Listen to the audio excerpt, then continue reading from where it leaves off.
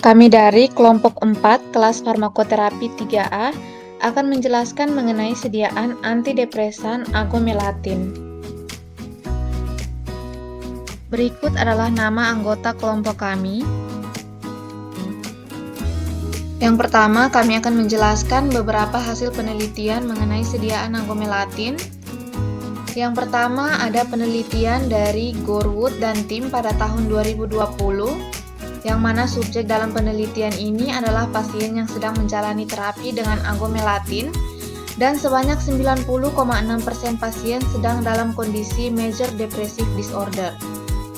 Lalu hasil yang didapati bahwa rata-rata skor total QLDS atau Quality of Life Depression Scale menurun sebesar 12,7 plus minus 10,7 dari baseline setelah terapi. Lalu pada akhir masa pengobatan, skor rata-rata QLDS adalah 9,8 plus minus 9,5 yang menunjukkan adanya kualitas hidup yang baik dari pasien setelah menerima terapi agomelatin. Hasil serupa juga ditemukan pada pasien dengan kondisi moderate depressive episode. Lalu skor total Sheehan Disability Scale atau SDS dan subskor menurun dari baseline yang menunjukkan peningkatan fungsional status pasien dalam hal pekerjaan atau kegiatan sehari-hari, kehidupan sosial, dan kehidupan keluarga. Lalu untuk keamanan agomelatin, berdasarkan Mini International Neuropsychiatric Interview, didapati 45 pasien atau 3,4% pasien yang menerima pengobatan agomelatin, sebanyak 2% memiliki risiko parah, dan sebanyak 1,6% memiliki risiko sedang untuk melakukan bunuh diri. Lalu untuk penggunaan agomelatin dapat menyebabkan risiko hepatotoksik. Yang berikutnya adalah penelitian dari Medvedev pada tahun 2017. Dalam penelitian ini, 758 pasien menerima 25 mg agomelatin sebagai dosis harian dan 118 pasien menerima dosis 50 mg per hari. Hasil yang didapatkan dari Quality of Life Questionnaire SF36 menunjukkan bahwa agomelatin sangat manjur dan aman pada pasien dengan depresi disertai cardiovascular disease. Efek samping yang ditimbulkan yaitu meningkatkan kecemasan, agitasi, dan insomnia. Masih di dalam penelitian oleh Medvedev, hasil yang didapatkan berdasarkan skor total HADS atau Hospital Anxiety and Depression Scale berkurang secara signifikan selama 12 minggu dan pada setiap kunjungan dibandingkan dengan sebelumnya.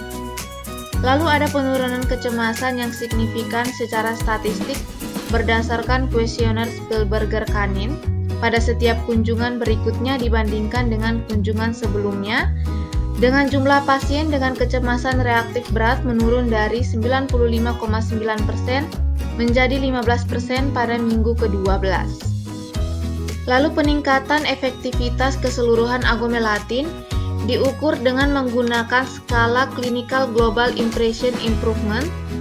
Dengan 69,3% pasien digolongkan menunjukkan peningkatan yang signifikan dibandingkan dengan baseline, dan pada akhir terapi, jumlah pasien yang dinilai sedang dan sangat sakit telah berkurang secara signifikan dari 92,9% menjadi 20,9%. Yang berikutnya adalah hasil uji studi cohort yang dilakukan oleh Gates dan timnya pada tahun 2018, di mana dalam penelitian ini melibatkan 4.996.825 orang berusia 25 tahun ke atas yang mendapat terapi SSRI, SNRI, dan antidepresan lain yang di dalamnya termasuk agomelatin antara Januari 2010 dan Juni 2015, di mana studi ini membandingkan risiko cedera hati serius dalam 6 bulan setelah inisiasi antidepresan menurut golongan antidepresan dengan SSRI sebagai referensi, menggunakan model Hazard Proportional Cox berbobot probabilitas pengobatan yang disesuaikan dengan karakteristik demografis dan faktor risiko cedera hati. Hasil yang didapatkan yaitu terdapat 382 pasien mengalami luka hati serius secara keseluruhan, yang dimana di dalamnya terdapat 8 pasien dengan penggunaan agomelatin.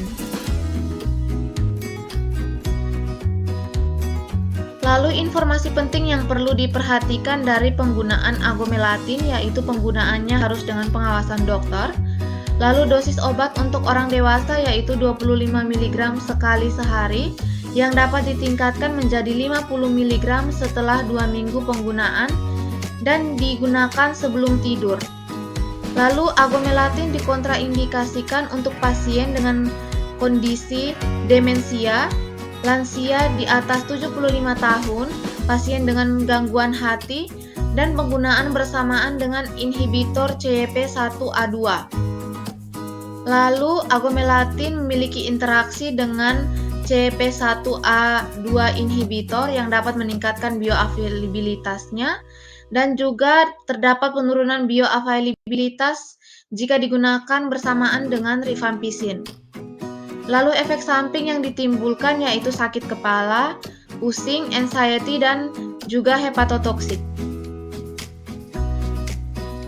Lalu mekanisme kerja dari agomelatin yaitu bekerja sebagai agonis pada reseptor melatonergic MT1 dan MT2 dan antagonis selektif pada reseptor serotonergic 5-HT2C dan HT2B yang menginisiasi pelepasan norepinefrin dan dopamin di korteks prefrontal dan menginduksi fase kemajuan tidur dan onset melatonin.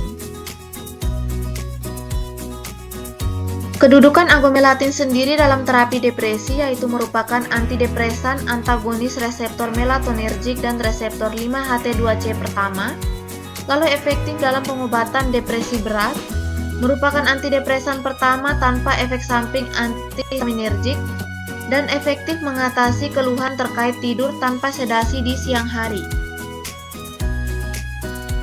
Keuntungan dari penggunaan agomelatin yang pertama tidak ada efek samping antihistaminergik, lalu pengurangan gejala depresi dapat disertai dengan efek perbaikan pola tidur, tidak menunjukkan gejala yang buruk yang signifikan setelah penghentian pengobatan secara tiba-tiba, dan memiliki tolerabilitas yang sangat baik dalam pengobatan jangka panjang pada pasien depresi. Lalu terdapat kerugian atau kekurangan dari agomelatin, yaitu agomelatin pada dosis 25 mg per hari kurang efektif dibandingkan obat antidepresan lainnya.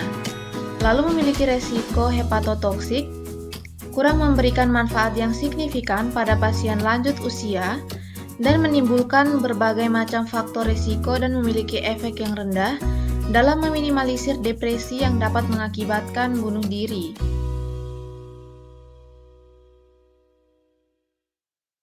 Sekian dari presentasi kami, semoga bermanfaat.